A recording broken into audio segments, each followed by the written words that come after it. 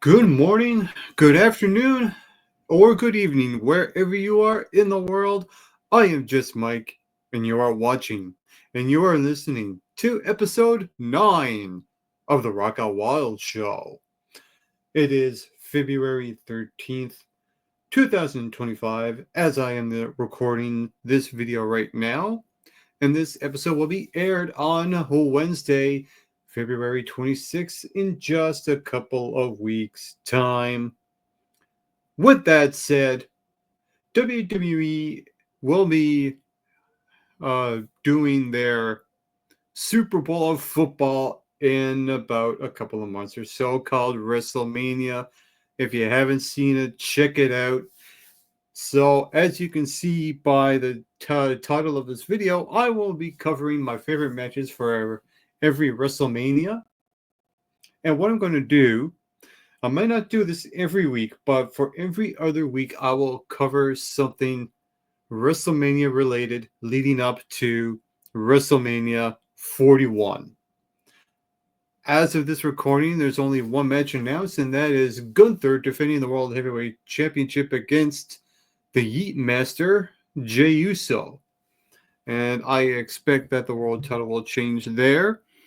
As the weeks to come, I will get into predictions and previews of what's to come for that event. But until then, I plan on doing stuff like ranking the WrestleManias from worst to best, ranking my favorite WrestleMania matches as well from worst to best. Might go over some overrated and underrated WrestleMania matches as well. But for this episode 9 of the Rock On Wild Show, my favorite match from every WrestleMania is about to take place. But before I get into this topic, be sure to hit that subscribe button and click the bell to get all your notifications on this very channel and on this show as well. You can also share this video with your friends. Be sure to hit that like button as well and tell everyone about the Rock On Wild Show. With all that said, let's get right into the meat of this topic. That is my favorite match from every WrestleMania. And this is a topic that I have sort of done before, but on Facebook groups. And some of them, only about a couple of matches have changed on this topic. If you didn't see those lists, if you're going in blind, this will be all new to you. If not, you'll see some familiar matches on this list and a couple of new ones as well. With all that said, let's kick things off with the very first WrestleMania, WrestleMania 1. And my favorite match from that show is Hulk Hogan and Mr. T versus the Hot Rod, Roddy Piper, and his tag team partner, Paul Orndorff, with Cowboy Bob Orton. This is the match that main evented WrestleMania, the very first WrestleMania. And that show was a huge gamble to begin with. And the build up to it has some controversy behind it, but it all paid off at the very end because this main event right here, this match delivered on all aspects. You had Hogan. You had Mr. T as his partner, taking on the heels, Roddy Piper and Paul Orndorff, and they paid it off very well. I thought this was a great match. For WrestleMania 2, I have selected Hulk Hogan versus King Kong Bundy inside a steel cage. And this was the main event of that show. They actually had WrestleMania 2 in 3 different venues. And on the very last match was this last match between Hogan and Bundy inside the cage. A solid match for Hogan and a solid match for King Kong Bundy. For WrestleMania 3, this is where I have a feeling a lot of people may not have this. And that is Hulk Hogan versus Andre the Giant for the WWF World Heavyweight Championship.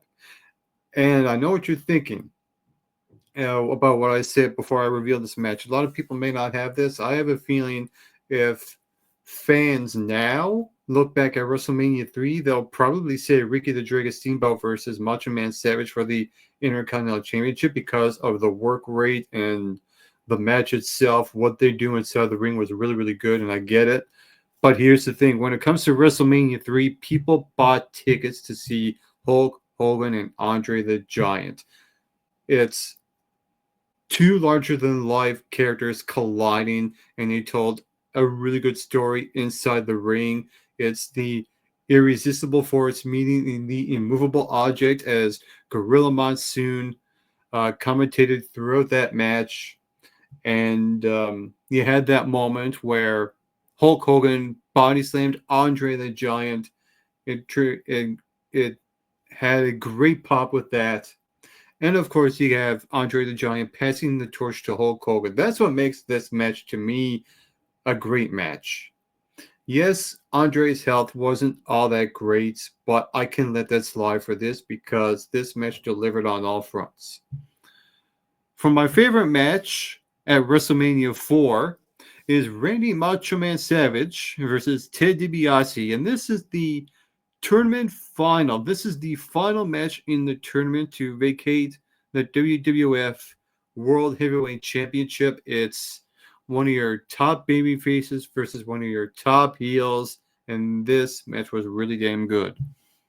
For my favorite match at WrestleMania 5, it's Hulk Hogan again facing Randy Macho Man Savage for the WWF World Heavyweight Championship. And the story leading up to this, it's, they start off as best friends. They are the Mega Powers. And then weeks go by and months go by, and then one turns on the other. Therefore, we get this match one-on-one. And of course, Miss Elizabeth is right there in the middle. God rest her soul. And wow, what a story they told. A big part of me wishes that Macho Man should have won this match. But I understand why Hulk Hogan won this match, because you want the fans to go home happy. And this is still in the early stages of WrestleMania. Hulk Hogan at the time was your biggest babyface going on in the late 80s and stuff like that. So I really enjoyed this match. I really, really did. For my favorite match at WrestleMania 6, it is Hulk Hogan, again, versus The Ultimate Warrior in a winner-take-all match for the WWF World Heavyweight Championship and the Intercontinental Championship, as Ultimate Warrior had at the time. And it was, again, two larger-than-life characters leading up to a big fight feel. And they tore the house down. They absolutely did. And it's another somewhat passing the torch moment with Hogan passing it to Ultimate Warrior. Even though he never took the ball, I should say the torch, as well as Hogan did when Andre passed it to him. But they done a really good job with this match. My favorite match for WrestleMania 7, it is The Ultimate Warrior versus Randy Macho Man Savage in a retirement match. And again, another one of those matches where two larger-than-life characters are going on. And Macho Man at the time, he was the heel going into this. And then you had Ultimate Warrior. He was the babyface going into this. And what a story they told. There was a moment where Macho Man laid on a bunch of diving elbow drops on him, and he couldn't beat Ultimate Warrior. He was trying to figure out, how do I beat the Warrior? And Ultimate Warrior, same thing. He tried to use big move after big move on Macho Man, and even he was reaching for the stars, wondering how to defeat Macho Man. Tremendous storytelling. And then you get the moment at the end where Miss Elizabeth comes out, saves the day for Macho Man Randy Savage, and you have that heartfelt moment that just makes you want to cry. It really, really does. I know it did me. And that's the reason why that match is my favorite match for WrestleMania 7. For WrestleMania 8, I'm going to go with Randy Macho Man Savage versus the Nature Boy Ric Flair for the WWF World Heavyweight Championship. Another match where they absolutely tore the house down. You got Ric Flair. He's starting the profiling. He's the heel coming into this. And you have Macho Man, who's one of your top baby faces at the time. The only bummer about this is that when Ric Flair came into the company, they had a great opportunity to do Flair and Hulk Hogan, who's the real world champion, but they didn't. It sucks, and that's, to me, that's one of the biggest, most missed opportunities that the WWF never done. So they've done the next best thing. They done Ric Flair versus Macho Man, and that match stole the show at WrestleMania 7. WrestleMania 8, For WrestleMania 9, even though I think WrestleMania 9 is the single worst WrestleMania of all time, more on that in weeks to come when I rank my WrestleManias from worst to best. There's really not a lot. It's just one of those shows where it's hard to pick one because of how the show itself was that bad. But luckily, there might have been a couple I could have went with. Now, originally, I had Hulk Hogan on this list when he was put right in the middle of the card in a tag match.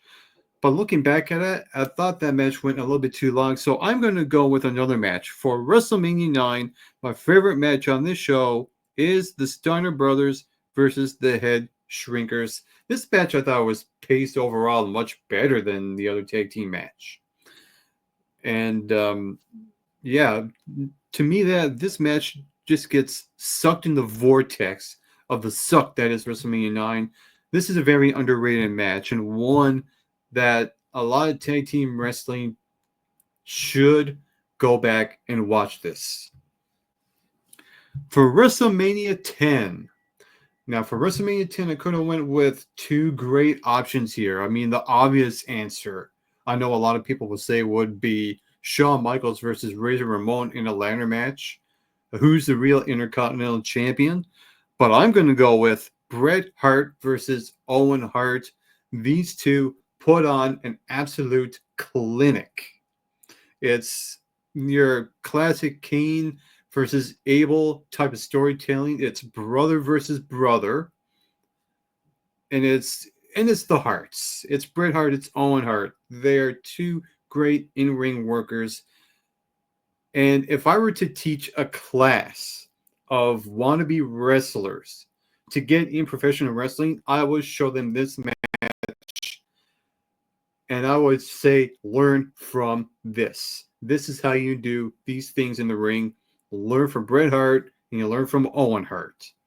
And not only is my favorite match of WrestleMania 10 Bret and Owen, but it's also one of my favorite WrestleMania matches of all time as well. For WrestleMania 11, now even though WrestleMania 11 is not a great show overall, I'm going to pick Shawn Michaels versus Diesel for the WWF Championship. And again, it's a show stealer. It's Shawn Michaels. He is the show stopper. And Shawn and Diesel went out there and they put on a really good match. For WrestleMania 12, you could go either way with this. You can go Undertaker and Diesel, which I know a lot of people will say the Iron Man match, even though I think that's overrated. I don't know about that. But for me, the match that I had the most fun with for WrestleMania 12 is Rowdy Piper versus Goldust in a Hollywood backlot brawl. And the reason why is because of how they used the footage with the white Bronco, the O.J. Simpson thing was going on at the time. It was absolute genius on the part of WWE. And both Rowdy and Goldust done everything that they did in this backlot brawl. This was tremendous. Absolute tremendous. and it made for good Crash TV as well. For WrestleMania 13, this should be a no-brainer because WrestleMania 13 is, again, a pretty bad show, but there was one match that really stood out in this. And this is a one-match show, and that is Bret Hart versus Stone Cold Steve Austin. That is my favorite match for WrestleMania 13, and it's a submission, no disqualification type of match.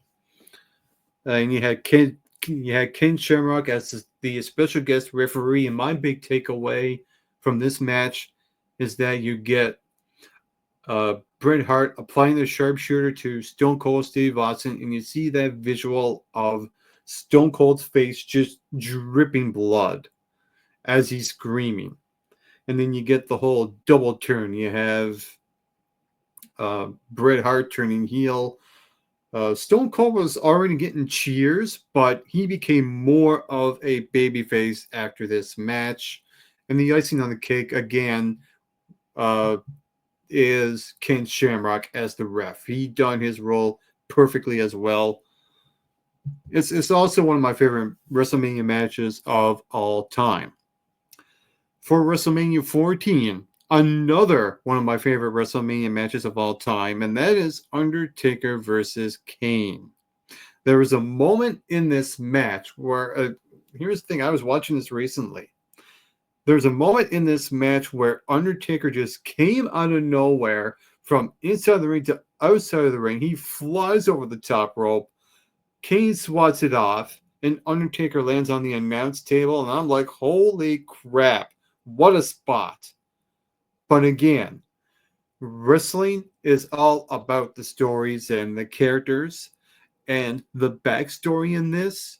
You have Kane, who's the storyline brother of The Undertaker, and you have Paul Bearer saying things like, Kane is alive, Undertaker! Your brother is alive! You know, you had that thing going on. And what a great backstory behind it. You know, it was dark, it was twisted, it was evil, and there's fire going on and all that sorts of stuff. And then there was a moment at a show where Kane sets fire to a casket while Undertaker was supposedly in the casket. Turns out he wasn't. And then he shoots some lightning bolts. There's lightning bolts going on. And you get the match itself. And these two have great chemistry with each other in this match. And that's why that's my favorite match at WrestleMania 14. And not only that, it took 3 tombstones to defeat Kane.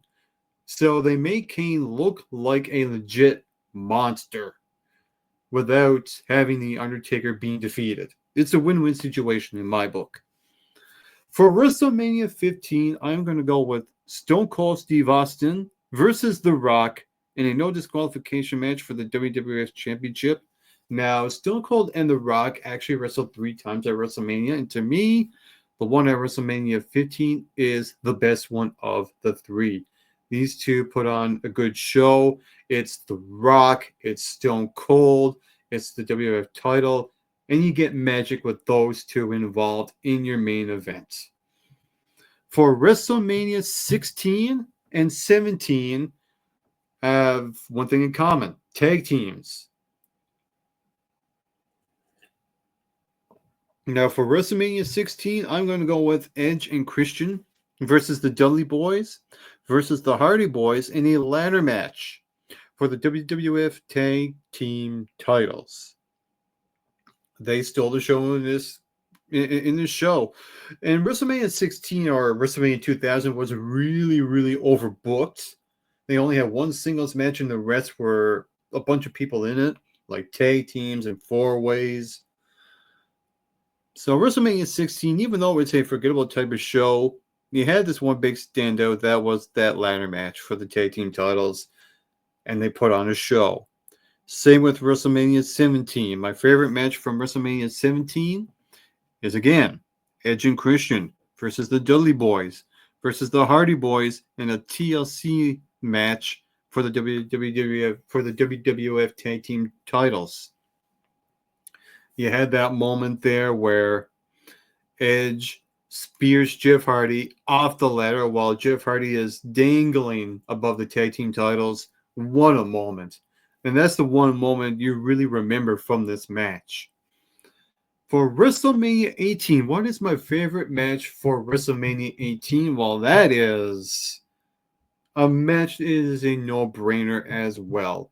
And it's another one of my favorite WrestleMania matches of all time. That is Hulk Hogan versus The Rock.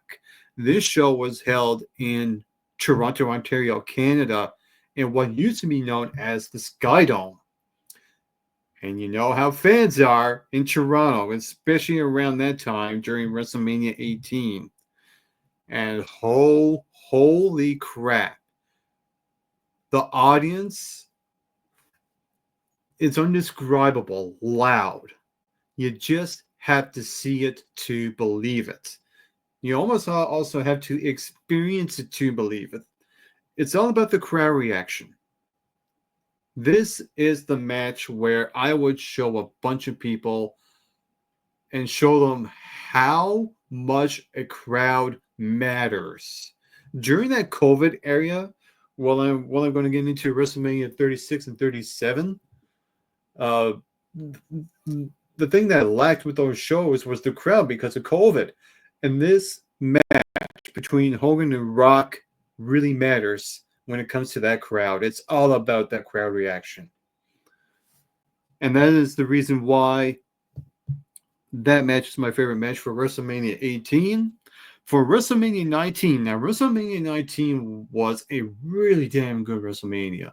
Again, I'll get into that as I rank all the WrestleManias. And I couldn't win with any match here because most of the matches at WrestleMania 19 were really good to great.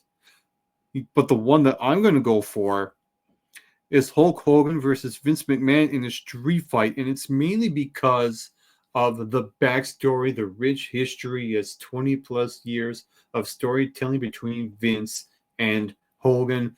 And we get this match, and this was absolutely brutal. These two tore the house down. Yeah, Chris Jericho and Shawn Michaels put on a wrestling clinic, but Vince and Hogan showed everybody that you are never too old to take these type of bumps, and that's what they did in this match. What an incredible piece of business that Hogan and Vince did at WrestleMania 19. For WrestleMania 20, my favorite match on the card. Now, originally I had the main event, the triple threat match, but I'm going to change this because that match is kind of tainted now because of you know who and what he done.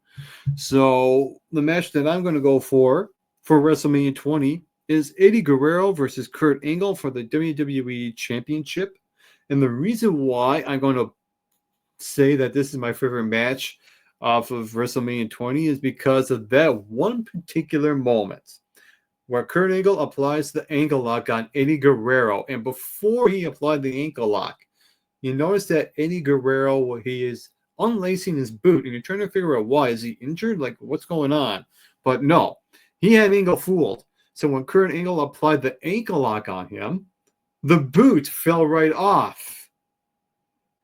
And it's a classic lying, cheating, stealing type of moment for Eddie Guerrero. And he beat Kurt Angle, caught him off guard, and retained his WWF Championship. What a tremendous match as well. Tremendous with Eddie Guerrero and Kurt Angle.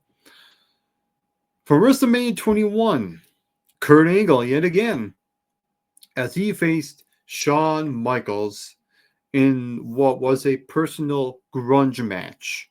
An absolute clinic of a match as well. Another one of my favorite WrestleMania matches of all time as well. The backstory in this, he had Kurt Angle mocking Shawn Michaels. He's coming out. He is doing Shawn Michaels. He's singing Shawn Michaels' theme song, changing up the lyrics. He has Sherry Martel with him. God rest her soul. And Kurt Angle's hilarious. The build-up to this was tremendous, and the match itself lived up to the hype. For WrestleMania 22, I'm going to go with Edge versus Mick Foley in a hardcore match. And Edge proved that he is a true main eventer. throughout this. And Edge should have been the champion. Even when he lost the title, he should have stayed as champion. But you know what? Sometimes there's always a blessing in disguise, because Edge and Mick Foley absolutely beat the crap out of each other with thumbtacks and all sorts of weapons. But you get that one spot where Mick Foley goes through the flaming table when Edge spears him from the apron to outside of the ring. What a moment, what a match, what a show. For WrestleMania 23, I'm going to go with Undertaker versus Batista for the World Heavyweight Championship. And from what I've heard after the match, Batista said, "Follow that." That is how you know when you put on a really good match here. Very, very, very good match. And one you should definitely check out when it comes to WrestleMania 23. Yeah, people talk about the build up to Donald Trump, Vince McMahon, the hair versus hair. Yeah, the show really revolved around that. It was marketed as that, but the match that really put on the clinic, so to speak, is Undertaker versus Batista for the World Heavyweight Championship. That's the match I'm going for here. For WrestleMania 24, it is Ric Flair versus Shawn Michaels in a career-threatening match. Now, I know what you're thinking. Well, Ric Flair didn't retire after that. He went to TNA and started wrestling again. Yeah, sure, I get it. But for this particular moment in time, this still stands the test of time, because you had that moment in those last closing moments where Shawn Michaels says, "I'm sorry, I love you," and gives Ric Flair the sweet chin music, is a swan song, and everybody goes home happy. What a truly inspiring yet heartbreaking type of match. And those two put on a damn good show as well. There was even one spot somewhere in this match where Ric Flair was outside of the ring and Shawn Michaels goes for a moonsault, and he hits the edge of the announce table right on his upper chest, and you go, "Oh, what a moment.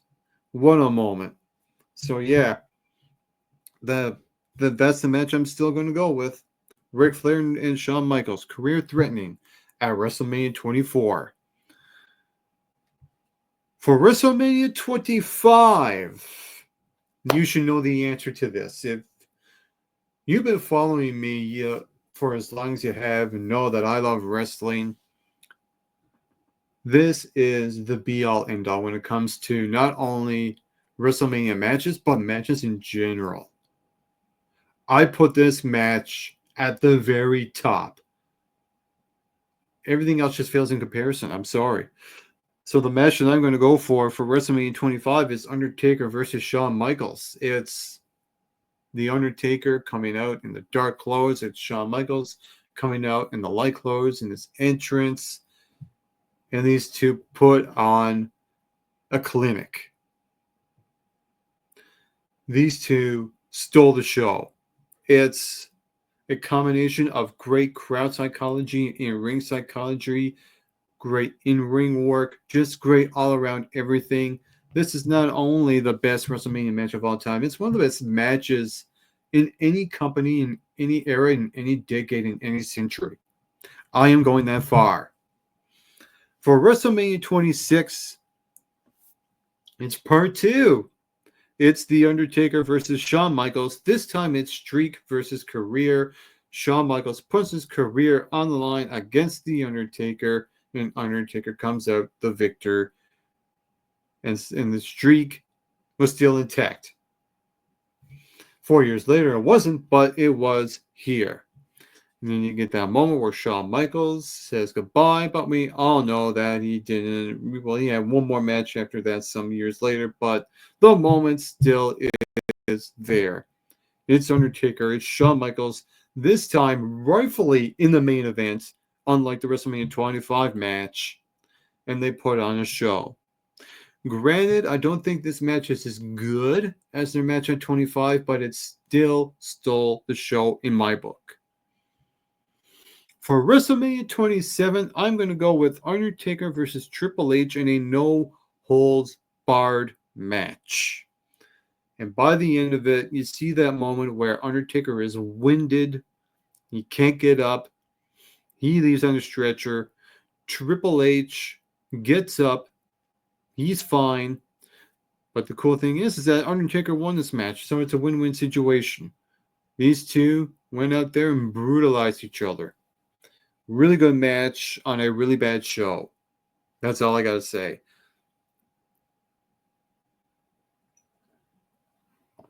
For WrestleMania 28, I'm going to go with Undertaker versus Triple H inside the Hell in a Cell match with Shawn Michaels as the special guest referee. You get that awesome near fall where you almost thought it was 3, where Shawn Michaels accidentally, actually intentionally switching music's Undertaker, and Triple H goes for the pedigree, and it's one of the best near falls ever in wrestling. And Undertaker and Triple H just brutalized each other. You see the bruises on their bodies, and you get that moment at the end of it. Now, after Undertaker wins, you get that moment at the end where the three of them are on the stage and it had "End of an Era" plastered above the Titantron. And the three of them had the moment with the crowd, and the crowd reacted the best way that they knew how. That's my favorite match at WrestleMania 28. For WrestleMania 29, it is Undertaker versus CM Punk. For WrestleMania 30, I'm going to go with Batista versus Randy Orton versus Daniel Bryan in a triple threat match for the World Heavyweight Championship. This was part of the whole Yes Movement type of thing, where Daniel Bryan was growing popularity here, and they paid it off at the end. First, Bryan had the match at the beginning of WrestleMania 30 when he defeated Triple H to earn the spot to get in a triple threat match along with Batista and Randy Orton, and it all paid off. Daniel Bryan wins, and everybody goes home happy. Unless you're The Undertaker, which he didn't. I'll be talking about that in a future episode. For WrestleMania 31, I'm going to go with Brock Lesnar versus Roman Reigns, which turned into a Money in the Bank cash-in from Seth Rollins, making it a triple threat match for the WWE World Heavyweight Championship. And this was the heist of the century. Seth Rollins cashes in that briefcase and wins the WWE World Heavyweight Championship. What a match and what a moment it was.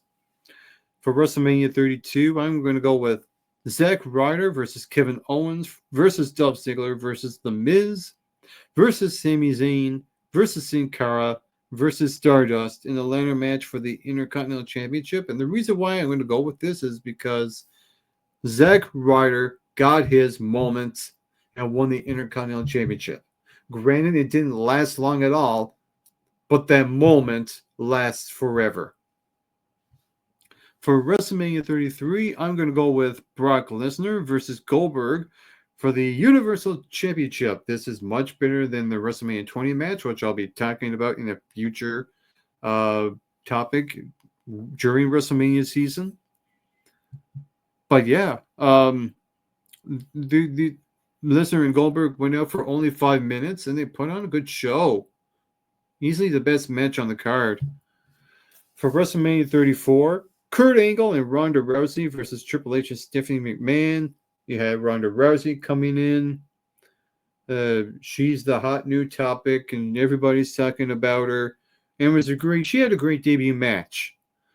Granted that her Ronda's last going off didn't pay off all that well, but Ronda coming in done really well. So that's my favorite match for WrestleMania 34. For WrestleMania 35, it is Daniel Bryan versus Kofi Kingston for the WWE Championship. It's Kofi Mania running wild. Everyone was behind Kofi Kingston. It's like the Daniel Bryan of WrestleMania 30.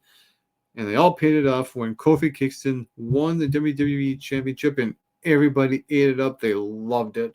What a great piece of business that Daniel Bryan put on and what Kofi Kingston put on. Those two put on a damn good match, and what a damn good moment when Kofi Kingston finally became the WWE champion. For WrestleMania 36, now when it comes to the next couple of WrestleManias, this is during the COVID time. Not a great rewatchable type of WrestleMania, but there are some things that did stand out. Now, when it comes to WrestleMania 36, WrestleMania 36 was on for 2 nights. It was on for Saturday night and Sunday night. And on night 1, so this is what I'm going to do. I'm going to name my favorite match from not only night 1 but night 2 for the next couple of WrestleManias. So for WrestleMania 36 night 1, my favorite is The Undertaker versus AJ Styles in a Boneyard match. This was Undertaker's final match ever, and he hasn't had a match since then. And this was a good few years ago when WrestleMania 36 was going on. And he had a great final opponent in AJ Styles. Again, this is during COVID, and what they done was a cinematic match where they had like a boneyard, they had a graveyard there, they had like zombies there. Luke Gallows, Carl Anderson showed up for this match as well. What a tremendous piece of work these two put on. No, it's not a match where you want to do inside the ring, but it's something worth watching. For WrestleMania 36 Night 2, it's going to be Bray Wyatt versus John Cena in a Firefly Funhouse match. And this is not more so a match, but a skit. And this is the only John Cena match I really have on this list, which kind of goes to show that Cena does suck. More on that later on as I talk about WrestleMania. But yeah, I truly miss Bray Wyatt, and Bray Wyatt is just an absolute genius of what he comes up with. You had that moment where he says to John Cena, "You can look, but you can't touch." It's one of my favorite things off of that skit. Just the creativity behind this Firefly Funhouse. I would go back and watch this and never get bored with it. I'll always pick up something that I didn't catch the last time I watched it. So this is a match in the skit I would be definitely watching again sometime in the future.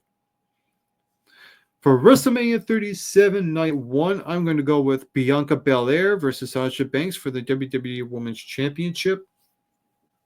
One of the only rare times that women main evented WrestleMania.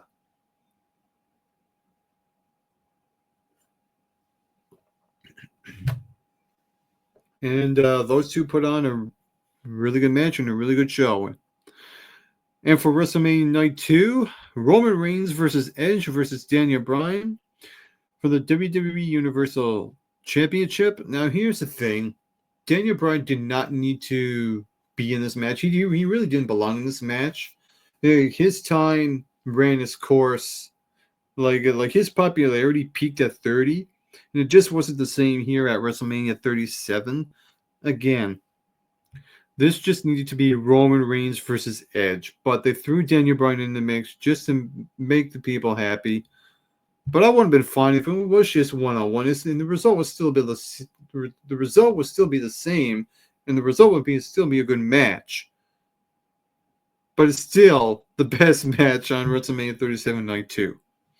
WrestleMania 38 Night 1. I could have went with a couple. I could have went with Seth Rollins, Cody Rhodes. I know people are going to probably bring that one up. But the one I'm going to go with for WrestleMania 38 Night 1, Stone Cold Steve Austin versus Kevin Owens in a no-holds-barred match. And I'm going with that because we have, at this time, WrestleMania 38, Stone Cold Steve Austin did not wrestle a single match in something like close to 20 years.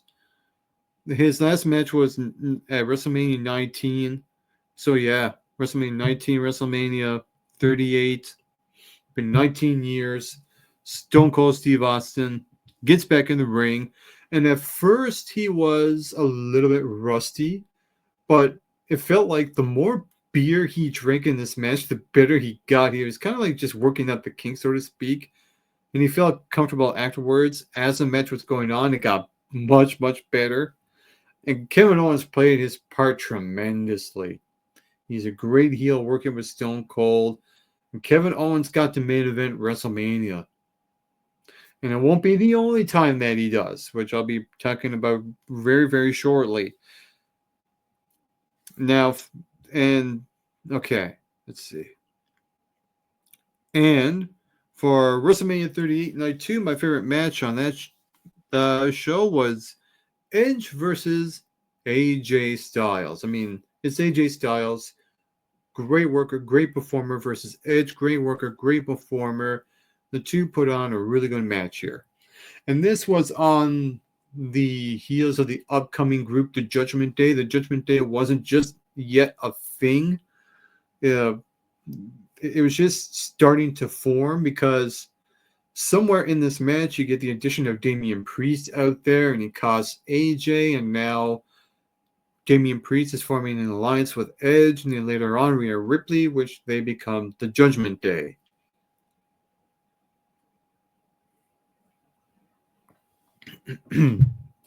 And that's something I can actually cope with.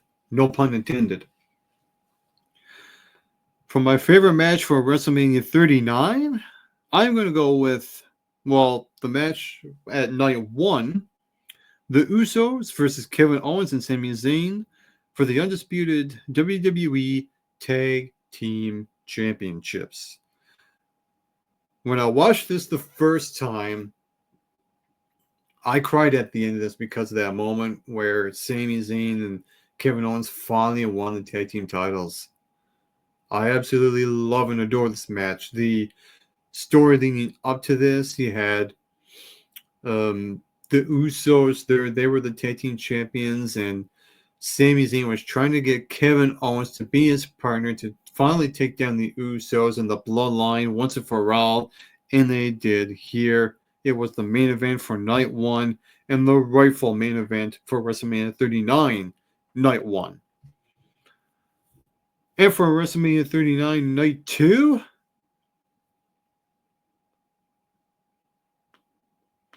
I don't have it here listed, so I'll have to probably edit this post and I put it in.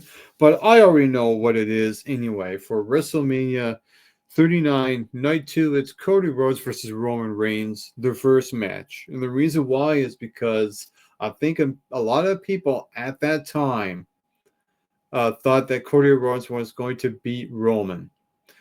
But in my opinion, I don't think there was enough story there to necessitate a title change just yet. And Roman goes on his tremendous number of days as Universal WWE Champion, whatever you want to call it. So, yeah, that's the reason why I'm going to put that match as my favorite WrestleMania 39 Night 2 main event, which I will add later on this Facebook post. For WrestleMania 40 from last year. So WrestleMania 40 Night 1, I'm going to go with The Rock and Roman Reigns versus Cody Rhodes and Seth Rollins. Here's the thing. When it comes to The Rock, at least he knew how to read the room and pivot. Because originally they wanted to do The Rock versus Roman Reigns for this show, for the Night 2 main event, which I'll get into what the actual main event was for Night 2. So, like the build, I remember the build up to this. You had The Rock do some vignettes online, talking about the Cody crybabies and all that sorts of stuff. And you had Seth Rollins. He wanted to be Cody Rhodes' shield and stuff like that. And you got the whole storyline with Cody Rhodes and Roman Reigns leading up to Night 2. And the only really the result of this should have been Cody Rhodes losing this match in order to win the night 2 match. It's a balance of 50-50 here. And when it comes to The Rock in this match, at least they knew how to utilize The Rock without having The Rock going overblown in the ring one-on-one, because you're able to hide him in the match, in a tag team match, where he's not all that gassed. And I thought he looked good throughout this match here. Again, the Rock really didn't have to do much. It was all Roman, it was all Rhodes, it was all Rollins. But my favorite WrestleMania 40 Night 2 match is Roman Reigns versus Cody Rhodes for the undisputed WWE Universal Championship, and the reasons are obvious. This is the moment. This is the moment. This is the moment for Cody Rhodes to finally become the WWE World Heavyweight Champion. Universal Champion. And he did. Cody Rhodes won. He broke the, I think it was 1,319 days when Roman was champion. Correct me if I'm wrong on that. But, yeah. You had the moment where the Usos came out during the match. Jimmy and Jay. You had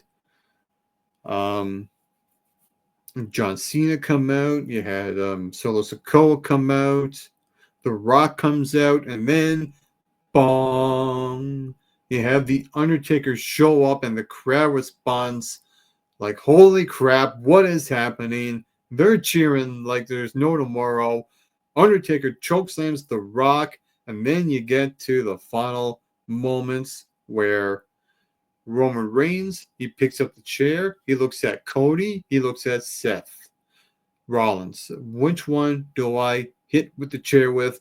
And he chose Seth Rollins because of so many years of built-up frustration, again, towards Rollins.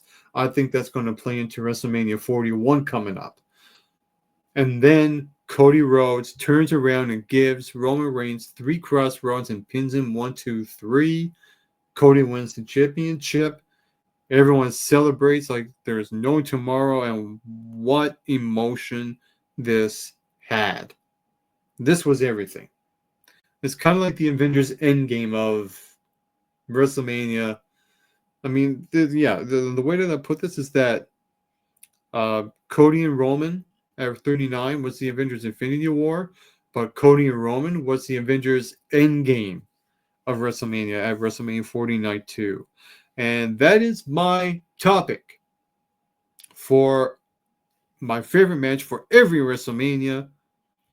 Now let's get on to a little bit more wrestling-related content and look at on this day in professional wrestling, as we're still on this subject. So what I'm going to do is share screen.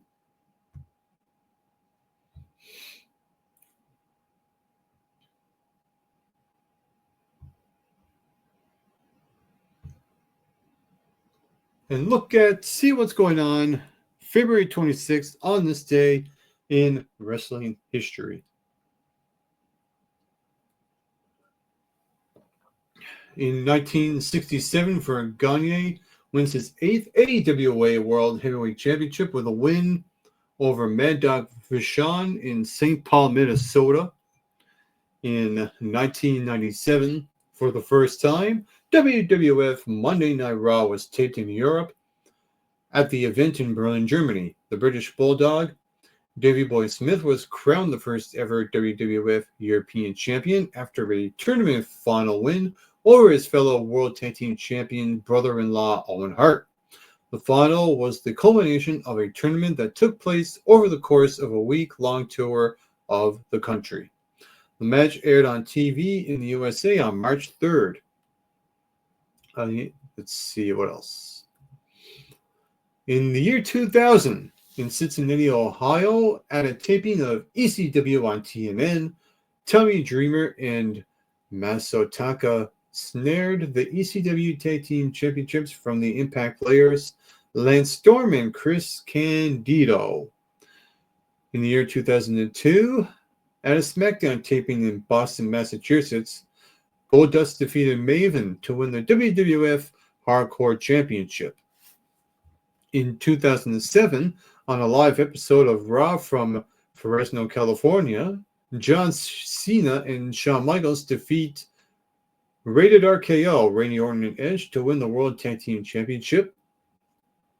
In the year 2010, WWE announces the mass release of a horde of talent including Maria Kanellis, Gregory Helms, Charlie Haas, and Paul Burchill. In 2011, Ring of Honor's 9th anniversary show took place at Frontier Park Fieldhouse in Chicago, Illinois. In the main event, Mark and Jay Briscoe fell to defeat at the hands of Shelton Benjamin and Charlie Haas. Earlier on the card, Roderick Strong defeated the ROH World Championship against Homicide in a no-holds-bar match. In 2016, Ring of Honor presented their 14th anniversary show at Sands Town Hotel and Gambling Hall in Las Vegas, Nevada. In the main event, Jay Lethal defeated Adam Cole and Kyle O'Reilly in a three-way match to retain his Ring of Honor World Championship. In 2020, All Elite Wrestling taped the 21st episode of Dynamite in Independence, Missouri. The highlight of the show was the opening match, which saw Kenny Omega beat Pac in a 30-minute Iron Man match. In 2021, on Friday Night SmackDown, Bianca Belair announced she would challenge Sasha Banks for the SmackDown Women's Championship at WrestleMania, which I was talking about earlier on. In the main event, Daniel Bryan and Jey Uso fought to a double countout in a match where Daniel Bryan had to win to get a shot at Roman Reigns in the Undisputed Championship at Fastlane. And notable wrestling birthdays today, well, not today because I'm recording this on February the 13th, but on February the 26th, Pentagon Jr. will celebrate his 40th birthday. Also, James Mitchell celebrates his birthday, and also the late Vern Gagne. Now let's look at on this day in film and TV history for February 26th. In 1916, Mutual signs Charlie Chaplin to a film contract.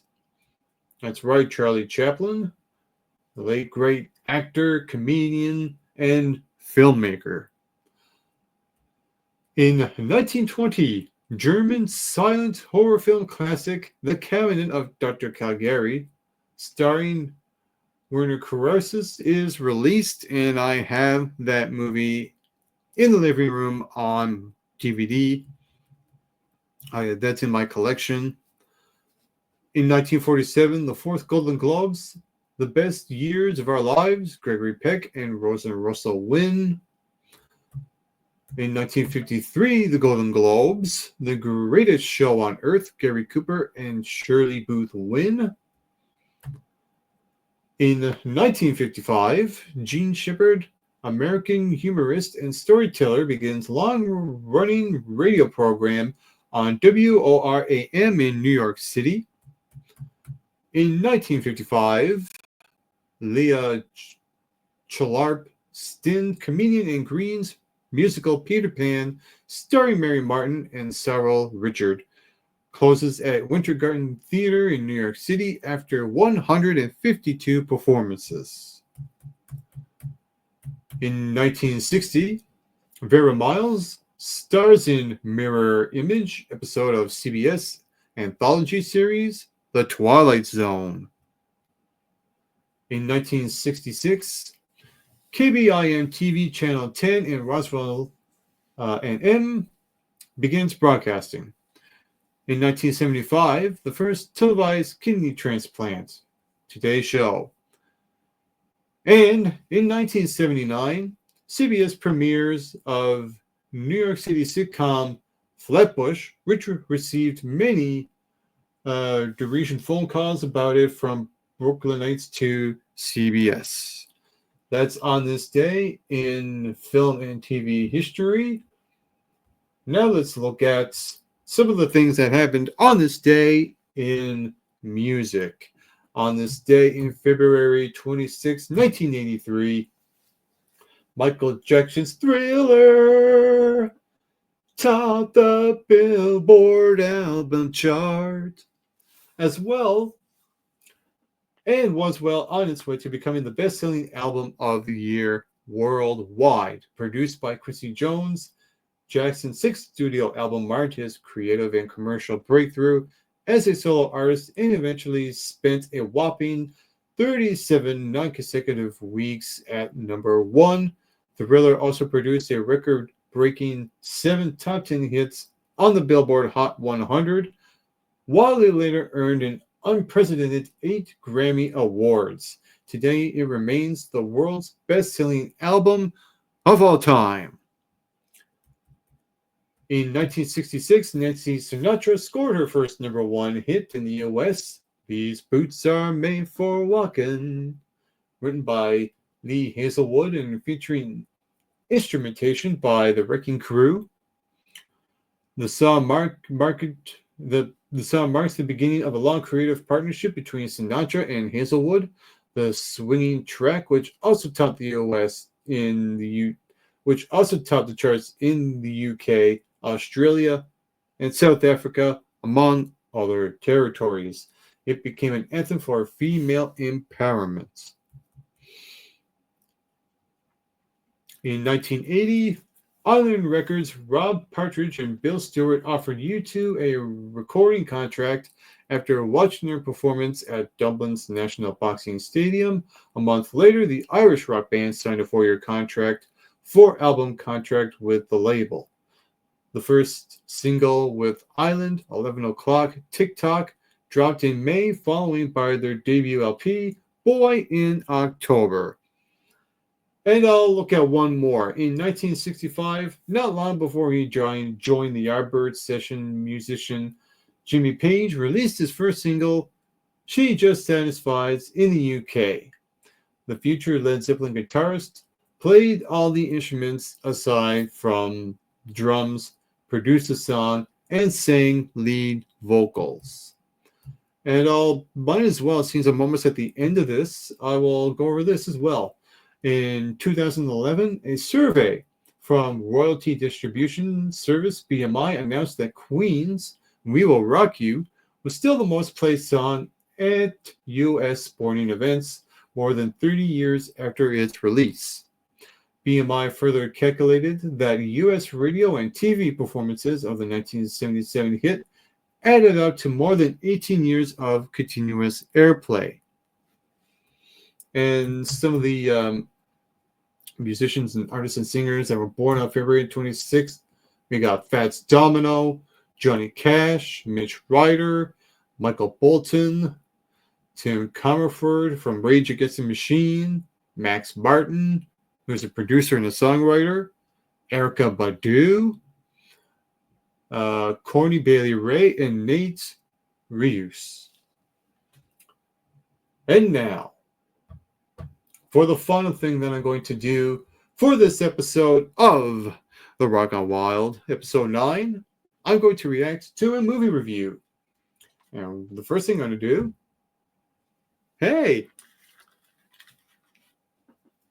I'm going to start up my webcam. And I am going to react to a movie review that I've done over 10 years ago, and that is the movie for X-Men, Days of Future Past, one of my favorite Marvel movies and one of my favorite X-Men movies of all time. So I am going to get this ready for you all.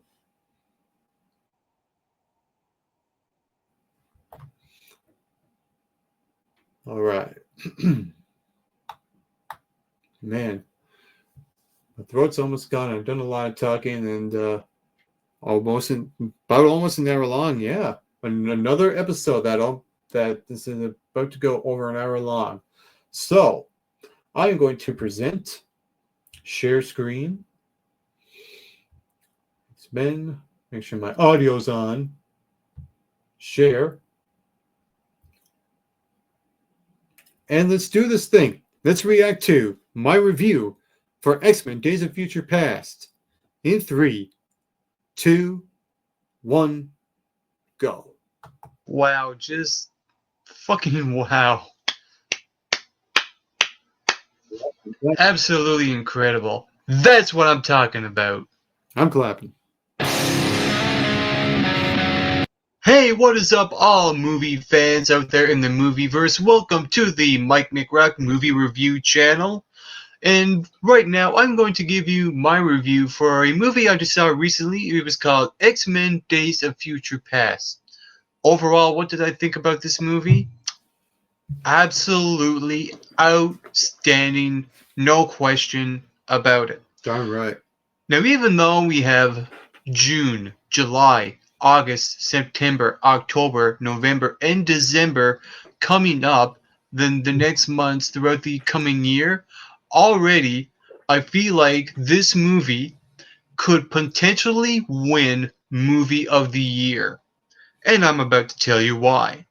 Because X-Men, this movie is about X-Men sending Wolverine to the past to change history to prevent an event that happens that makes both mutants and humans extinct as well. So in this future where it looks really grim, the X-Men are battling these robot kind of things that are called Centennials that Dr. Trask made in the past.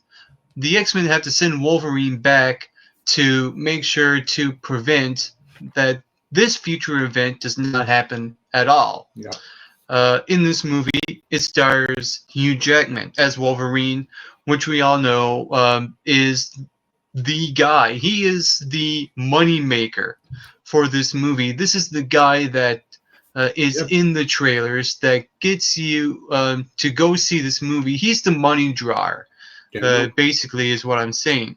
And he was incredible in this movie, and it wasn't just like he was going around throwing things over or hitting things. He was actually on mission here, and he felt like a different Wolverine. So Hugh Jackman's performance was really, really well. You also had Jennifer Lawrence as Mystique, who I thought she was okay in this role. I almost kind of forgot that she was in the movie, but she did have a good performance in this movie as Raven slash Mystique. And when it I'm going to pause it for a moment. I actually watched this not too long ago, sometime last year, and my perspective on Jennifer Lawrence's performance, I thought she was pretty good now. comes to the acting department, It's a matter of how many years go by and your opinions change. No, that's what I get from that. right in this movie, it felt like this made a statement of move over, all guys. The young guys are taking over and stealing the show, and that's what they did. Even though you had guys like Patrick Stewart as Charles Xavier and Ian McKellen as Magneto, you had young actors like Michael Fassbender playing Magneto and James McAvoy playing the young Charles Xavier, and those two actors were absolutely incredible in their roles as Magneto and as Charles Xavier, and the dialogue between the two of them as well was absolutely great. The one thing that really stood out to me and was a highlight of this movie was the guy that played Quicksilver, another mutant that was in this movie. And even though he was only in it for a very short amount of time, he was perfect in this movie. And there was one scene where they showcase what his mutant powers are. It had to be the best comic book moment I've ever seen in any comic book movie. I'm probably fanboying that now, but that moment alone was worth the price of admission. Moving along the line, to me, this movie actually felt a little bit better in the first half than the second half. And but with that being said, from scene one, this movie kept me going. It gripped my interest. This movie was exciting throughout the Heck yeah. entire time. Heck yeah. And even though there were great action sequences in this movie that were really incredible, they were intense, they were really exciting. I was actually excited when there was no action scenes at all, where it was just talking throughout the movie, and I thought that was really interesting how it kept that going as well. See, this is my perspective on this looking back at it. Sure, you can have action in a movie and just have lots and lots of action. That would be boring after a while. You have to give me a reason why this action is happening. It's all about the story and the characters. And then you have that moment where you get the action and then you care about it. Um, and what this movie really, when you think about it, what it's all about, this movie is about hope, giving hope to the past, to the future, etc., etc. And I just felt that emotion, the emotion pouring out of this movie felt nothing short than perfect. Damn There right. was one scene where Charles Xavier of the past was talking to Charles Xavier the future, and Sure. I was just getting soaked into what they were saying. It was absolutely incredible. Even at the end where the Wolverine saw Jean, you get that moment where it was like, whoa. You just get soaked in, you get caught up in the emotion, and I A like how lot of they emotion. use humor throughout the entire movie as well. It wasn't even forcing trying to be funny. It was very funny in a natural kind of way, almost like a Joss Whedon style of humor. So that to me was a nice touch with this movie as well. Um, Another great thing that I really did enjoy was the actor that played Dr. Trask. His name is Peter Dinklage, and he was absolutely Peter Dinklage. I just found out today, well, as I'm recording this video on February the 13th, 2025, is that Peter Dinklage will be on the new Dexter show coming up that they're working in progress. So that's an interesting coincidence. amazing. Even though he wasn't a main character, he played an important role in this movie. He's the guy that hated mutants for all eternity. He Oh wanted them yeah, destroyed. The only little nitpicky issue there is that I like to see uh, uh, that the movie would elaborate a lot more in that area. sure. But like I said, the performance that he gives in this movie absolutely incredible. He's one of those characters where you just want to punch the guy in the face. He's a guy you can't stand at all, and you know when you're done your job when you say I can't stand that guy. And he was just absolutely that. He was awesome. The mark of a good So villain. everyone in this movie was great. The action sequences were off the charts. Everything about this movie was everything that you've hoped. This movie, from the moment that they started viewing and delivering trailers on your TV screens till now, this was worth the hype. The only other little nitpicky issue I had was that there was one mutant in the future. You'll probably know who I'm talking about when you see it. He just felt like he was just there with a missing purpose, and I was trying to find that purpose, but I really couldn't find it. I thought that was a little strange, but it really didn't deprive me at all from the excitement out of this movie. I can't stress this enough how incredible this movie is. Absolutely, love And it. you all know my Still, rating system. I rate movies out of 100, and I'm going high. Very high. Beyond Captain America. And I'm saying that X-Men Days of Future Past delivered 99 points out of 100. oh, Go see this movie. It is oh, worth it. And if you already did, what did oh. you think? Feel free to comment below and tell me what did you think about X-Men Days of Future Past. Also, with that being said, you can hit that subscribe button down below this video to get Mick Rocked. Honestly, God, I didn't think I reviewed. I actually didn't think I didn't think I would have that video, that movie, that high up in points out of 100. 99. Holy crap! So yeah, that's probably one of my favorite first movie reviews I've done in my early days doing movie reviews. So that's my reaction to my really, really old video. Well, it's not that old, it's about 10 years ago, but you get what I mean. Of X-Men Days of Future Past.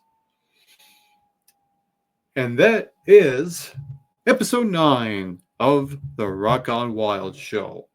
Hope you all enjoyed watching this and listening to this as well, wherever you are in the world. And I'm going to end this on a quote. This is what I like to call perspective of the day. Live the day, live like there's no tomorrow. Embrace each moment with gratitude and joy. Take risks, follow your heart, and cherish the people you love. Let go of regrets and fears, and focus on creating meaningful memories. Life is a precious gift, so make the most of every opportunity. Seize the day, savor the beauty around you, and live with passion and purpose. Your journey is yours to shape, so make it a vibrant and a fulfilling one. Embrace the present moment and make it count, for tomorrow is never guaranteed. You are capable of creating life filled with love, laughter, and adventure. I am your host, Just Mike, and this was episode 9 of the Rock Out Wild show. And on a final note, to all of you watching and listening to this, get plenty of rest and always do your best.